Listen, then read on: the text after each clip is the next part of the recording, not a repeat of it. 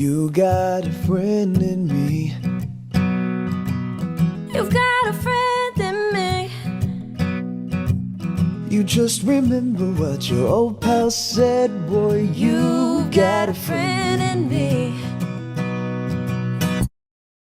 The 2020s for Pixar started extremely rough. The COVID-19 pandemic had affected the entire world, including many film studio companies, with films getting canceled or delayed 1 or 2 years. Pixar suffered abysmally during this period, with Onward being released in theaters and flopping hard at the box office, and Soul, Luca, and Turning Red being sent straight to streaming on Disney Plus instead of theaters. The common criticism I see from these movies is that they feel too simple, and they don't have the same spark as the studio's original works. For me, I don't mind that these movies feel that way. Sometimes I like stories that are less big and ambitious and are more smaller and simpler. Not saying they were all good or anything, but I do like that some of the lesser known Pixar voices have their own stories to tell. And now that some time has passed, I thought I'd revisit all 4 of these movies and see how they hold up today. So, let's get started.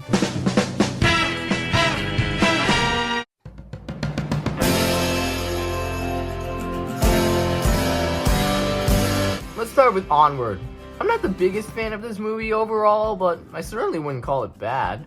It takes place in this universe populated by mystical creatures that once counted on magic to help them throughout their livelihoods, only for said magic to fade away once modern technology starts offering simpler solutions. But at its core, it's a story about 2 brothers on a fun road trip adventure in the hopes of meeting their father again. What pulls most of it together are the 2 leads, who are both funny and sympathetic characters you fall in love with throughout. They're polar opposites and have an overlap in their lives and personalities, and they both need the other to become the person they need to become. The center of the story provides plenty of emotional depth for these 2 different sides of the story.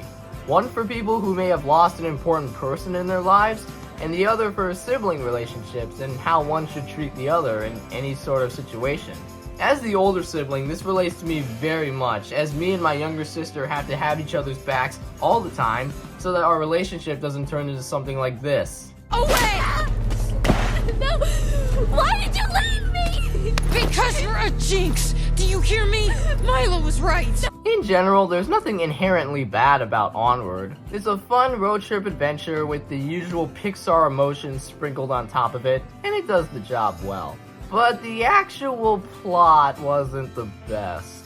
The specific quests that the brothers go on and all the steps they take to get from one place to another, in terms of how they get the map, how things fit together, felt pretty sloppy. It's like the crew knew where they wanted to take the story by the time the characters move into the final battle, but I feel like they didn't do enough to figure out how to get there, so they had to put together a bunch of story beats together we're already familiar with, so everything comes together in the end. It's frustrating because it makes the adventure, while fun, drag in certain areas. There's some other nitpicks I have, like I feel like the concept of the universe wasn't quite used to its fullest. Every character the heroes come across that stopped using their magical abilities just regain them instantly, and it feels a little lame. To be fair, everything does come together in the end. The whole battle with the dragon was amazing, and those last few moments with the father are filled with that Pixar emotional punch. Overall, while I relate a lot to the 2 main characters, the story itself and how it plays out stops the movie from being great, in my opinion. It had everything but a good story. We were on the verge of greatness. We were this close.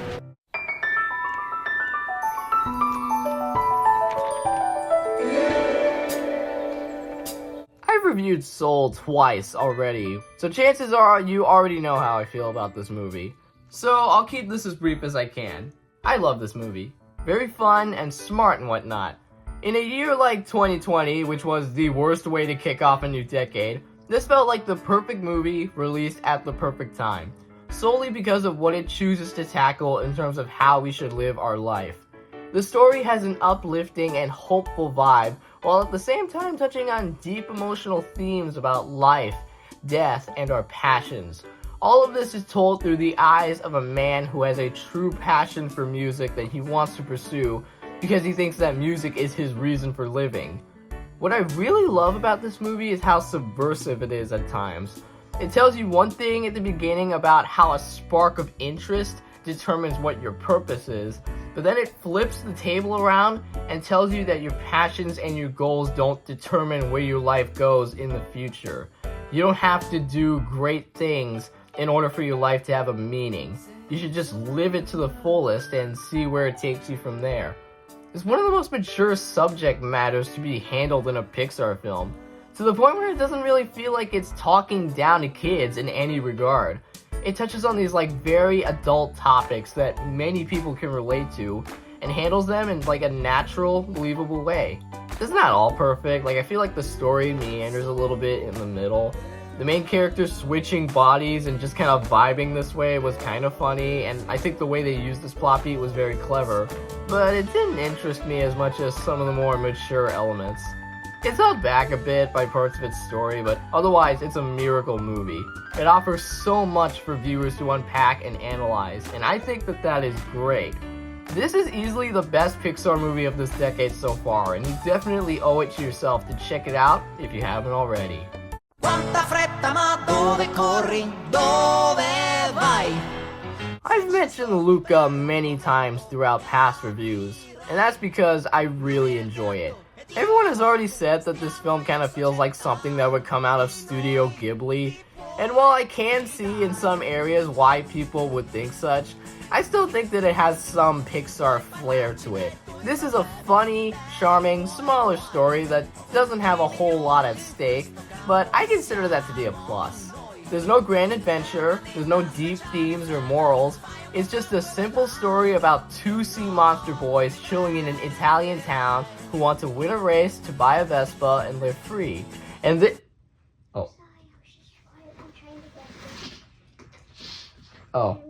And that's what makes it a very charming slice of life movie. Right off the bat, I love the creativity on display. Sea monsters turn into humans when they're on land, and then turn back into sea monsters when they get wet. They can't shapeshift whenever they want to. Just something has to cause something else to happen, like some sort of chain reaction. I really like that idea, and it makes the misadventures the boys get into both fun and kind of suspenseful, since you don't want their true identities getting caught. And they're able to cover their tracks pretty well. I also love that sense of childlike innocence. There's certain fantasy sequences, they're just so cute. And what's even better is that they happen after something a certain character tells Luca. When he first sees the Vespa poster, Alberto tells him it's freedom, and then he imagines himself flying through the sky in the Vespa. When Alberto tells Luca the stars are actually tiny fish, he imagines flying a Vespa up into the night sky where fish are swimming next to him. When the boys meet Julia and she tells Luca about her school, he imagines the solar system and flying in Leonardo da Vinci's flying machine. It's all so creative. I must also add that all the characters are charming as well. I love Luca and Alberto's camaraderie together. That quirky girl, Julia, is cool as well. The villain is very entertaining, one of the funniest Pixar villains ever. And everyone else is great too. And this movie has loads of pasta. Need I say more? If I were to say anything negative about this movie, I think some parts leaning toward the big race kind of rubbed me the wrong way. Alberto, in particular, is a huge pinpoint. He starts acting more like a jerk to Luca just because he's interested in other things besides their original goal. It soon becomes apparent why Alberto doesn't want to lose Luca later on, but I feel like he acted way too much of an a-hole for a good chunk. I also think in the end, when they eventually do win the race, it doesn't totally make much sense, since Alberto wasn't technically entered into the race and Luca was really the only winner. I wish the kids were able to resolve their conflicts beforehand so that it makes sense why all three win in the end, but as is, it doesn't really make sense. Also, I feel like everyone accepts sea monsters in their town too quickly. I don't mind the dad accepting them, but everyone else joining in felt a little rushed. All those gripes aside, I still find Luca to be a fun ride. In a world where most things pumped out by Disney and Pixar are trying to be ambitious, emotional masterpieces, it's so refreshing to get a much simpler story that doesn't bite off more than it can chew. I had a blast with it, and I highly recommend it.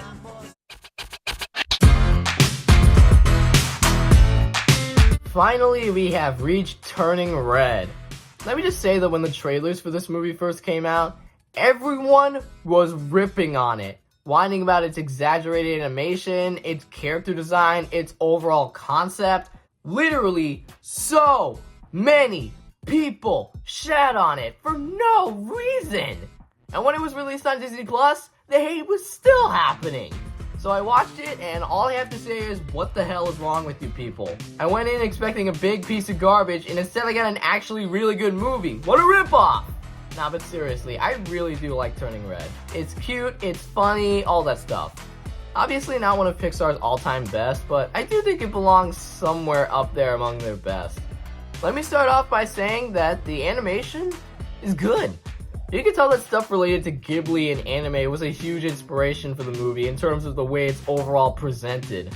And I love the character designs, and especially the expressions. One of the most expressive Pixar films ever, hands down. So many of these facial expressions are so exaggerated, so quirky, and I find them to be so cute and charming. I also like how this movie earns its PG rating instead of just being handed one by default. They do not shy away from this movie being a story about a teenage girl growing up. There's references to pads, boys and girls simping over each other, and a ton of other things like this line. Mine called it stripper music. What's wrong with that? Yeah, they added that line in a kid's movie. That's amazing. Speaking of amazing, I love all the characters, the kids especially. They're very fun, likable people that you slowly care about. Their friendship with May is very sweet and believable, and their bond is absolutely unbreakable. Yeah, it's kinda cringe, but I'm pretty sure that was the point. The movie is about a teenage girl trying to discover herself, so of course there's gonna be some parts that are weird. It very much understands how a 13-year-old kid would act, from drawing weird pictures of their crush to getting overly excited about boy band concerts. You can tell this movie was definitely written by women who have dealt with this stuff before. I like how May's development feels real. Her relationship with her family and her friends, and how she tries to be one or the other for both these groups, feels genuine for the most part, and you feel bad for her. In some instances, very bad. Speaking of which, can I just say that I love the fact that women are getting to tell their own stories at Pixar. It makes me happy to see the studio paving new roads for a new generation of talented artists. It's obviously not perfect. I think it tries to do a little too much in the middle.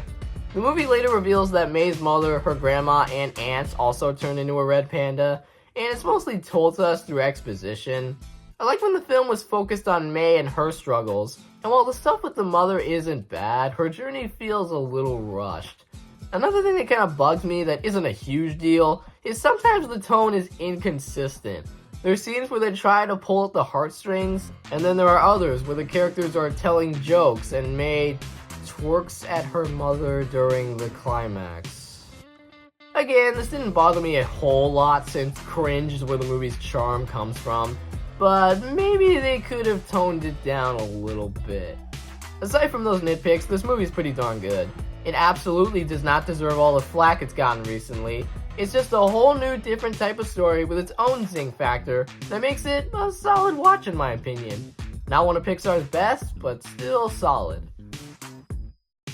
So overall, I really enjoy most of these movies.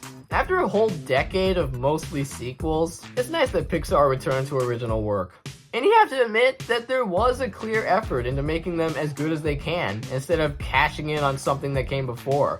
It was a 4-film streak of standalone movies, some that I think hold up pretty well today. Unfortunately though, the hype train did not last much longer, because after this, we got... Boy, do I have some things to say about that movie. Just you wait.